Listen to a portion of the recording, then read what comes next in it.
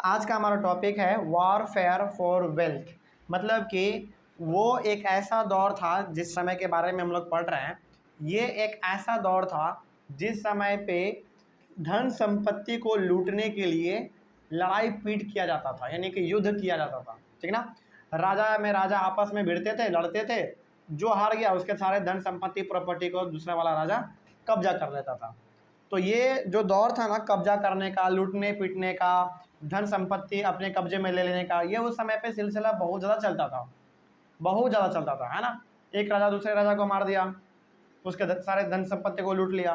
तो ये चीज़ उस समय पे लगभग कॉमन था हर एक जगह पे। ठीक है ना। चलो, तो उसी के बारे में हम लोग पढ़ेंगे कि किस प्रकार से राजा लोग धन संपत्ति के लिए लड़ाई पीट क्या करते थे, है ना। वही है हमारा वॉरफेयर फॉर वेल्थ, धन संपत्ति के लिए लड़ाई पीट। देखो यहाँ पे क्या लिखा हुआ, rulers belonging to the Gurjara, Pratihara, Rashtrakuta and Pala dynasties fought for control over Kannauj. देखो, हम लोगों ने अपने पिछले क्लास में ये देखा था कि गुर्जारा, प्रतिहारा, राष्ट्रकूटा क्या था, हमारा दो अलग अलग डायनेस्टी था। हालांकि राष्ट्रकूटा के बारे में तो हम लोग पढ़े थे, और गुर्जारा प्रतिहारा हमारा कौन था, ब्राह्मण्स थे। तो हम लोगों ने क्या कहा था कि बाद में यही जाके हमारा क्या बन जाएगा, एक डायनेस्टी बन जाएगा। बिल्कुल डायनेस्टी बना भी था। तो इस प्रकार से हम लोग समझ सकते हैं कि गुर्जारा, प्रतिहारा, राष्ट्रकूटा और पाला डायनेस्टी के अलग अलग लोगों ने अलग अलग जगहों पर राज किया होगा, तब जाके डायनेस्टी बना, है ना। इसका मतलब तो ये होता है ना, डायनेस्टी का मतलब क्या, किसी एक खास कम्युनिटी के या फिर किसी एक खास रिलीजियन के लोग जाके कहीं पे कंट्रोल किए होंगे, तब जाके उसका बन गया डायनेस्टी। तो यहाँ पे तीन डायनेस्टी था, गुर्जारा प्रतिहारा पहला, राष्ट्रकूटा दूसरा, और पाला डायनेस्टी तीसरा। लेकिन इन तीनों का सबसे मेन मकसद था कनौज पे कंट्रोल करना। कनौज क्या था हमारा, कनौज उत्तर प्रदेश में एक छोटा सा हमारा जगह है, उत्तर प्रदेश में आज भी है, ठीक ना, वो हमारा कनौज है। तो उन तीनों का मेन मकसद था कि किस प्रकार से हम लोग कनौज पे हमला करें और कनौज को अपने अंडर में ले ले। तीनों चाहता था, ठीक ना। लेकिन किसी एक को मिलेगा ना, तीनों को कैसे मिल जाएगा, किसी एक को ही मिलेगा। चलिए खैर आगे पढ़ते हैं। लेकिन हाँ, इन तीनों का मकसद क्या था कि कनौज वाला जो जगह है वो हमको मिल जाए। There were three parties in this long conflict. Historians often described it as the three-party struggle. तो यहाँ पे ना तीन अलग अलग पार्टी है। पार्टी का मतलब यहाँ पे कहा गया क्या, डायनेस्टी। तो यहाँ पे तीन अलग अलग डायनेस्टी है, गुर्जरा, प्रतिहारा, राष्ट्रकूटा और पाला डायनेस्टी है। यहाँ पे अलग अलग पार्टी है, अलग अलग हमारा यहाँ पे डायनेस्टी है। तीनों का मकसद एक है, कनौज पे हमला करना, उसको अपने अंडर में ले लेना। तो उस समय के जो हिस्टोरियन हुआ करते थे, जो बड़े बड़े इतिहासकार हुआ करते थे, उन्होंने इन तीनों को क्या कहा, ट्रिपार्टीट स्ट्रगल। क्या कहा, ट्रिपार्टीट स्ट्रगल। ट्रिपार्टीट का स्ट्रगल का यानी कि ट्रिपार्टीट स्ट्रगल का मतलब क्या था, देखो यहाँ पे लिखा हुआ है। ट्रिपार्टीट स्ट्रगल का मतलब the struggle between three powers namely Gurjara, Pratihara, Rashtrakuta and पाला डायनेस्टी। तो इन तीनों के बीच में जो स्ट्रगल हो रहा था, यानी कि जो पूरा लड़ाई पीट झगड़ा ये सब चल रहा था कि हम कनौज पे कंट्रोल करेंगे, हम कनौज पे कंट्रोल करेंगे, हम कनौज पे कंट्रोल करेंगे।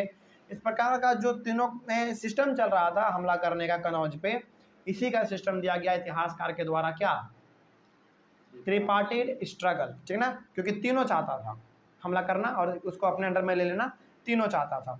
उसके बाद rulers also try to demonstrate their power and resources by building large temples. उस समय पे जो बड़े बड़े राजा लोग हुआ करते थे ना, वो अपने पावर को कैसे शो करते थे, बड़े बड़े मंदिर बना के शो करते थे। जितना बड़ा मंदिर उतना बड़ा राजा, इस प्रकार से समय पे चलता था। यदि मान लो, यदि आज हमारे इंडियन सोसाइटी में यदि किसी को शो करना हो कि हमारे पास बहुत सारा पैसा है, तो वो क्या करता है, बड़ा बड़ा घर बनाता है, एकदम महंगा महंगा गाड़ी खरीदता है ना, हर हर एक जगह पे एकदम जमीन खरीद लेता है। इस प्रकार से वो क्या दिखाना चाहता है कि मेरे पास पैसा ज़्यादा है। लेकिन उस समय पे राजा लोग पैसे कैसे दिखाते थे, अपने पावर को कैसे दिखाते थे, बड़े बड़े मंदिर बनवा के, एकदम बड़े बड़े बिल्डिंग हो गए, बड़े बड़े मंदिर हो गए, ऐसे ऐसे भवन को बनवाते थे, वो एकदम बड़े बड़े मंदिर को बनवाते थे, जहाँ से लोगों को लगता था कि अरे यार ये राजा के पास बहुत संपत्ति है, क्योंकि इन्होंने बड़े बड़े टेम्पल को बनवाया हुआ है ना। तो इस प्रकार का सिस्टम उस समय पे चलता था। So when they attacked once another kingdom, they often choose to target temples which were sometimes extremely rich.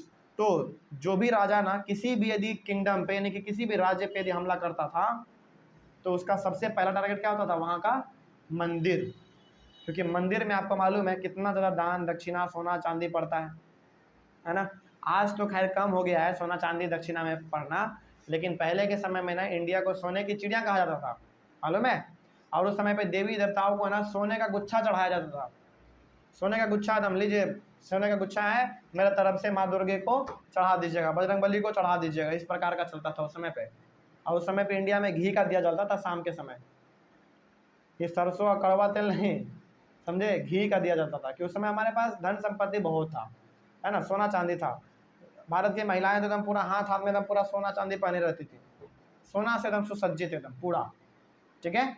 तो जो भी राजा किसी राज्य पे जब हमला करता था ना, तो उसका सबसे पहला टारगेट होता था वहाँ का मंदिर, कि मंदिर को कैसे अपने अंडर में ले ले सबसे पहले, ठीक है, इसका सबसे पहला टारगेट होता था। तो इस प्रकार से हम लोग कह सकते हैं कि उस समय पे जो लड़ाई पीट होता था राजाओं के बीच में, वो मेनली धन संपत्ति मंदिरों ये सब के लिए हुआ करता था, ठीक है। चलिए, इसके बाद इसी का हमारा एक छोटा सा टॉपिक है about sultan Mohammad of Ghazni. सुल्तान मोहम्मद के बारे में हम लोग पढ़ेंगे अपने नेक्स्ट क्लास में, कोई डाउट इसमें। तो ये वाला टॉपिक समझ में आ गया, ये 5 टॉपिक। तो इसमें जो खास सवाल पूछा जा सकता है वो पूछा जा सकता है आपसे कि व्हाट इज ट्रिपार्टिट स्ट्रगल। तो ट्रिपार्टिट स्ट्रगल हमारा क्या था, 3 डायनेस्टी जब आपस में लड़ रहे थे कनौज के लिए, उसी को हम लोग कहे थे ट्रिपार्टिट स्ट्रगल, ठीक है, कोई डाउट इसमें। चलो अगले क्लास में फिर हम लोग पढ़ लेंगे सुल्तान मोहम्मद ऑफ गजनी के बारे में, ठीक है ना। चलो इसमें कोई डाउट नहीं ना। चलो थैंक यू वेरी मच।